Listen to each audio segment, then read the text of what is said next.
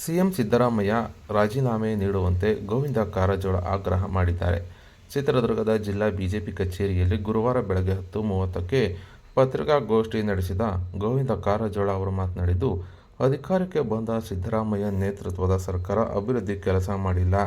ಇನ್ನು ಭ್ರಷ್ಟಾಚಾರದಲ್ಲಿ ಸಿಕ್ಕಿ ಒದ್ದಾಡುತ್ತಿದ್ದು, ಭ್ರಷ್ಟಾಚಾರ ಮಾಡುವುದಿಲ್ಲ ಎಂದು ಸಿದ್ದರಾಮಯ್ಯ ಹೇಳುತ್ತಿದ್ದಾರೆ. ಇನ್ನು ಒಬ್ಬ ಸಜ್ಜನ ರಾಜಕಾರಣಿ ಆಗಬೇಕಿತ್ತು. ಆಪಾದನೆಗಳು ಬಂದ ಸಂದರ್ಭದಲ್ಲಿ ಅನೇಕರು ರಾಜೀನಾಮೆ ನೀಡಿದ್ದಾರೆ.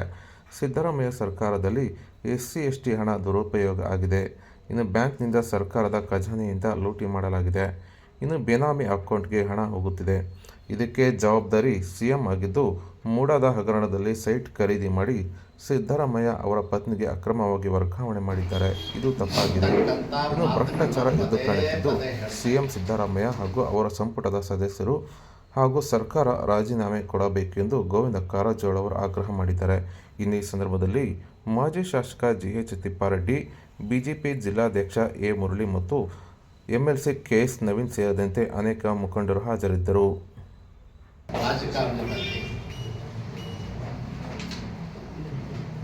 ಆಪಾದನೆಗಳು ಬಂದಂಥ ಸಂದರ್ಭದಲ್ಲಿ, ಎಂಥ ಸಣ್ಣ ಆಪಾದನೆಗಳು ಬಂದಂಥ ಸಂದರ್ಭದಲ್ಲಿಯೂ ಕೂಡ ರೈಲ್ ಆಕ್ಸಿಡೆಂಟ್ ಆದಾಗ ಲಾಲ್ ಬಹದ್ದೂರ್ ಶಾಸ್ತ್ರೀಜಿಯವರು ತಮ್ಮ ಸ್ಥಾನಕ್ಕೆ ರಾಜೀನಾಮೆ ಕೊಟ್ಟು ನಿಷ್ಪಕ್ಷಪಾತವಾದಂಥ ತನಿಖೆ ಆಗ್ಬೇಕಂತ ಹೇಳಿದರು.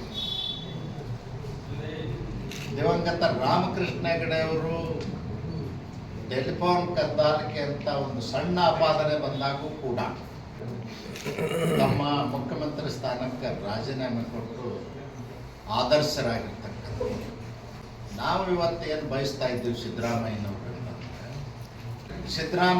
ಸರ್ಕಾರದಲ್ಲಿ SC-ST ಅನುದಾನವನ್ನು ದುರುಪಯೋಗ ಅಷ್ಟೇ ಅಲ್ಲ, ಬ್ಯಾಂಕಿನಿಂದ ರಾಬರಿ ಮಾಡಿರ್ತಕ್ಕಂಥ, ಸರ್ಕಾರಿ ಖಜಾನೆನೇ ಲೂಟಿ ಮಾಡಿರ್ತಕ್ಕಂಥ ಬೇನಾಮಿ ಅಕೌಂಟಿಗೆ ಜಮಾ ಆಗ್ತದಂದ್ರೆ ಅರ್ಥ ಏನು? ಸರ್ಕಾರದ ಖಜಾನೆಯಿಂದ ಹಣ ಬಿಡುಗಡೆ ಆಗಬೇಕಾದದ್ದು ಸರ್ಕಾರದ ಮುಖ್ಯಸ್ಥರಿಗೆ, ಆ ಇಲಾಖೆಯ ಕಾರ್ಯದರ್ಶಿಗಳಿಗೆ ಅಥವಾ ಕಮಿಷನರ್ಗೆ ಬಿಡುಗಡೆ ಆಗ, ನೇರವಾಗಿ ಎಲ್ಲೋ ಒಂದು ಬ್ಯಾಂಕ್ನಾಗ ಫೇಕ್ ಅಕೌಂಟ್ ತೆಗೆದು ಏನು ದುಡ್ಡು ಲೂಟಿ ಮಾಡಿದಾರ ಆ ಅಕೌಂಟಿಗೆ ಜಮಾ ಆಗ್ತದ. ಇದು ಇತಿಹಾಸದಾಗ ಮೊದಲನೇದು. ಜವಾಬ್ದಾರಿ ಮುಖ್ಯಮಂತ್ರಿಗಳೇ ಹೊರಬೇಕು.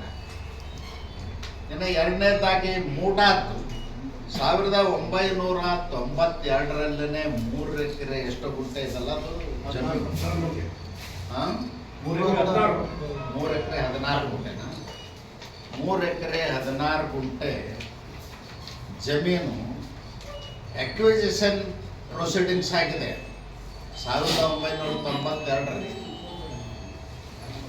32 ವರ್ಷದ ಹಿಂದೆ ಆಗಿರ್ತಕ್ಕಂಥ. ಅದನ್ನು ಡಿನೋಟಿಫಿಕೇಶನ್ ಮಾಡಿ ಖರೀದಿ ಮಾಡಿ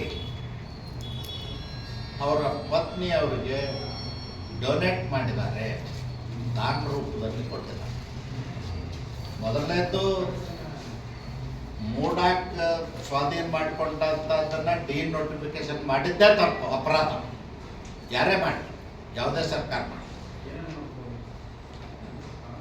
ಆ ಜಾಗ ಖರೀದಿ ಮಾಡಿದ ಮೇಲೆ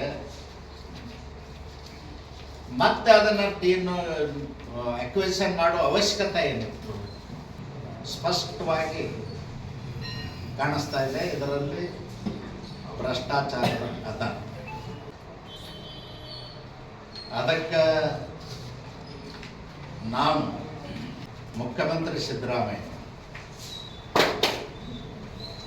ಮತ್ತು ಅವ್ರ ಸಂಪುಟದ ಸಹೋದ್ಯೋಗಿಗಳು ಯಾರ್ಯಾರು ಇನ್ವಾಲ್ವ್ ಆಗಿದ್ದಾರೆ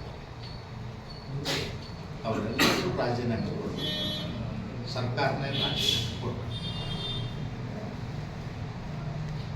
ರಾಜೀನಾಮೆ ಕೊಟ್ಟು ನಾವು ಸಾಚಾ ಅದೀವಿ ಅಂಥೇಳಿ ಈ ನಾಡಿನ ಜನತೆಗೆ, ದೇಶದ ಜನತೆಗೆ